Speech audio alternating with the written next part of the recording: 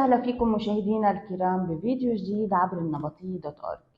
أكيد بشهر رمضان في أشخاص عم بحسوا بتعب، بوجع راس، إرهاق، كثير من الأمور اللي بتصيبنا بالصيام. أخصائية التغذية ملك الشيخ علي حتساعدنا نعرف كيف فينا نتخلص أو نتجنب هيدي الأمور وكيف فينا نكون مرتاحين بالصيام. رمضان مبارك علينا وعليكم. 100% من أكثر المشاكل اللي بيعانوا منها كثير الأشخاص هي وجع الراس، التعب، الإرهاق. هلا هو عنده عدة أسباب، بس أكثر سبب اللي هو الأساسي بيكون في جفاف بقلب الجسم. لما يصير في جفاف بقلب الجسم بيصل الجفاف على الدماغ بيعملنا وجع الراس أو الصداع. كرمال هيك كيف فينا نحن نرتب الجسم تما نوصل لهيدي المشكلة؟ بداية أول شيء ترتيب الجسم، يعني نحن عم نحكي عن شرب المي.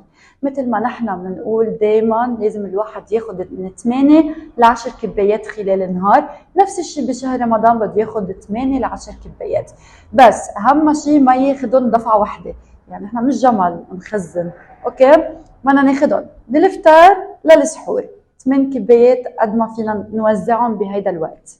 في أشخاص بيفيقوا على السحور بيكون في أنينة مي بيكرعوها لأنه هن ما لازم يعطشوا. هاي منيحة؟ أكيد لا، لأنه مثل ما قلت لك ما بنخزن نحن مي، أوكي؟ فالترتيب بده يكون على مدار الوقت اللي نحن بحق لنا ناكل فيه. هيدي أول شغلة. ثاني شيء أكيد الترتيب ما بس بالمي، يعني بنلاقي أشياء ثانية بقلبها سوائل. بنبلش بالخضرة، الخضرة اللي هي يعني صحن الفتوش ليه نحن دائما بننصح فيه؟ لأنه بقلبه الخضار بقلبها سوائل.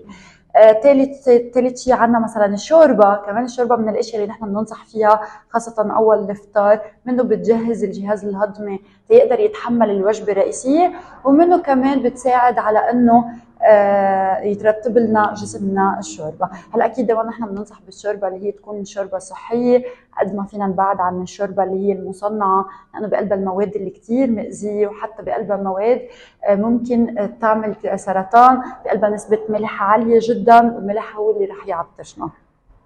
غير هيك لازم دائما نحن نعتمد الاشياء اللي بتعدل لنا السوائل بجسمنا. عندنا نحن معروف المعادن اللي هي البوتاسيوم والصوديوم، لازم نكتر من الاكل اللي بقلبه بوتاسيوم.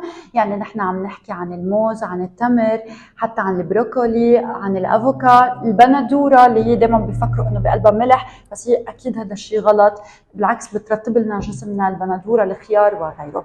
ايضا بدنا نقلل من الاشياء اللي بقلبها صوديوم. هلا دائما بتقولوا لي ما انا ما بستعمل ملح، ما هي الملح او بالاحرى الصوديوم ما موجود بس بقلب الملح نحن اللي بنشوفه، في اشياء كثير اكل بقلبها صوديوم. يعني نحن عم نحكي عن الاشياء المعلبه كثير بقلبها صوديوم، رب البندوره اللي بيكون جاهز كمان بقلبه املاح كثير، المخللات وغيرها من الأطعمة هيدي بتكون نسبتها عالية من الصوديوم.